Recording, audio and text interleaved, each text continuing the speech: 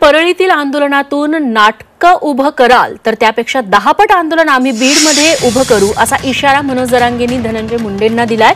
धनंजय मुंडेंचा खून प्रकरणात हात आहे की काय याचा आम्हाला संशय यायला लागल्याचंही मनोज जरांगे म्हणाले।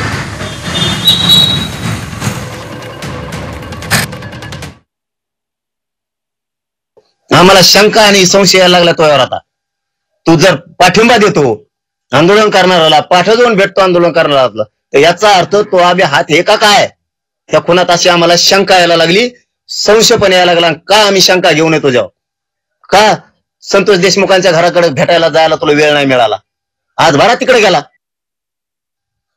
गुंडाच्या टोळ्या सांभाळतो छेडछाडी करतेत मारामाऱ्या करतेत खुन करतेत जागा बळकीतेत जमिनी बळकीतेत खंडणी मागतेत आणि इतक्या दिवशी माया जमून ठेवली ना ही तोयासाठीची ही त्याच्यासाठी नाहीची ही तोयासाठीची आणि तोच असायला पाहिजे।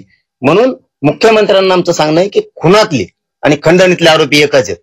302 मध्ये हे सगळे आले पाहिजेत मोक्या खाली आले पाहिजेत मोक्या खाली पण आले पाहिजेत अंडर ट्रायल पण चालली पाहिजे आणि यांना मदत करणारे बाकीचे सगळे आरोपी झालेच पाहिजेत।